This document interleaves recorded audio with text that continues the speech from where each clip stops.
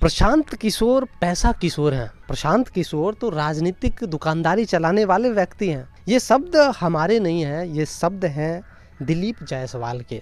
जी हाँ, वही दिलीप जायसवाल जो कि बिहार में भाजपा के अध्यक्ष हैं। जब पहली बार प्रशांत किशोर के ऊपर उन्होंने इस तरह की टिप्पणी की कि प्रशांत किशोर का नाम उन्होंने पैसा किशोर रखा है, तो प्रशांत किशोर के द्वारा भी इस बात का जवाब दिया गया। और जवाब उन्होंने दिलीप जायसवाल के ऊपर एक सवाल उठा कर किया, और सवाल था कि भाई जिस कॉलेज में दिलीप जायसवाल, सिखों का एक माइनॉरिटी मेडिकल कॉलेज है, जिस कॉलेज में दिलीप जायसवाल क्लर्क थे, उस कॉलेज के वो मालिक कैसे बन गए, इस बात की जांच होनी चाहिए। पहली बार केवल एक सवाल उठाकर छोड़ दिया गया, लेकिन दूसरी बार जब दिलीप जायसवाल के द्वारा फिर से टिप्पणी की गई प्रशांत किशोर के ऊपर, तो प्रशांत किशोर ने इतने गंभीर आरोप लगाए, बाकायदा पूरा प्रेस कॉन्फ्रेंस दिलीप जायसवाल के ऊपर कर दिया और आरोपों का पूरा पुलिंदा खोलकर जनता के सामने रख दिया। और भाई साहब, ये इतने गंभीर आरोप हैं कि चुनाव से पहले बीजेपी के प्रदेश अध्यक्ष पे इस तरह का आरोप लगना कहीं ना कहीं ये चुनावी दृष्टिकोण से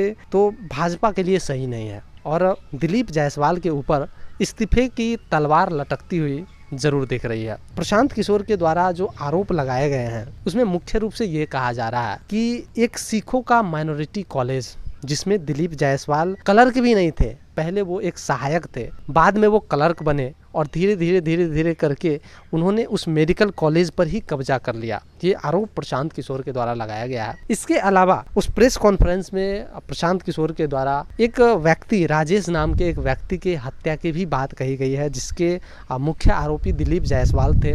और प्रशांत किशोर का कहना है कि जो मेडिकल कॉलेज दिलीप जायसवाल के द्वारा कब्जा किया गया है, इसका लगभग पिछले 25 वर्षों से दिलीप जायसवाल अपने निजी फायदे के लिए इसका इस्तेमाल कर रहे हैं, राजनीतिक फायदे के लिए इसका इस्तेमाल कर रहे हैं। पीके के द्वारा ये आंकड़ा दिया गया कि लगभग 50 से अधिक अलग अलग राजनीतिक परिवार के लोगों के द्वारा उस कॉलेज में एडमिशन ली गई है और वहां से MBBS की डिग्री उनको दी गई है। सिर्फ इतना ही नहीं, प्रशांत किशोर के द्वारा ये कहा गया कि पिछले 25 वर्षों में दिलीप जायसवाल को जहां कहीं भी मुश्किल का सामना करना पड़ा, जहां कहीं भी उनको लगा कि वो अब फंसने वाले हैं, तो वहां या तो उन्होंने पैसा के दम पे या अपने बल के द्वारा उस व्यक्ति को दबा दिया, उस मुद्दा को दबा दिया, या फिर उसके परिवार के लोगों को मेडिकल में सीट देकर उन्होंने मैनेज कर लिया।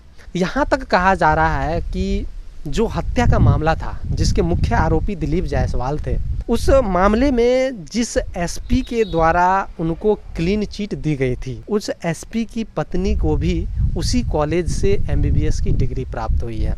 इसके अलावा और भी कई आंकड़े दिए गए, जिसमें प्रशांत किशोर के द्वारा कहा गया कि जुडिशरी के भी कुछ लोग हैं, लालू यादव के परिवार के भी कुछ लोग हैं जिनको मेडिकल की डिग्री दी गई है उस कॉलेज से। तो एक बड़ा सवाल प्रशांत किशोर के द्वारा उठाया गया है दिलीप जायसवाल के ऊपर कि भाई जिस कॉलेज में वो क्लर्क भी नहीं थे, उस कॉलेज के सारे ट्रस्टी कहाँ गए और वो उस कॉलेज के मालिक कैसे बन गए। इसका जवाब उन्होंने मांगा है दिलीप जायसवाल से और इस मुद्दे को जनता के सामने रखा है, लेकिन दिलीप जायसवाल के द्वारा अभी तक इस पर कोई जवाब नहीं आया है।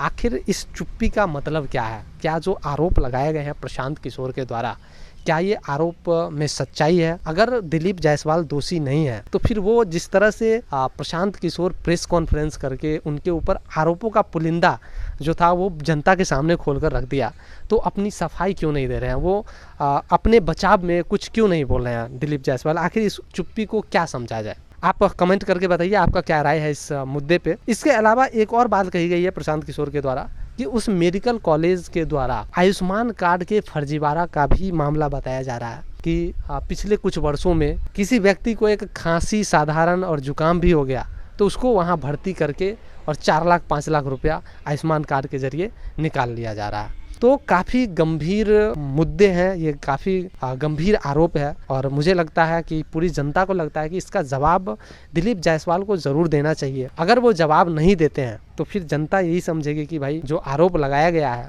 कहीं ना कहीं इसमें सच्चाई है। आप देख रहे थे बिहार राजनीतिक हलचल, मैं हूँ अभिमान कुमार नीतीश। बहुत बहुत धन्यवाद।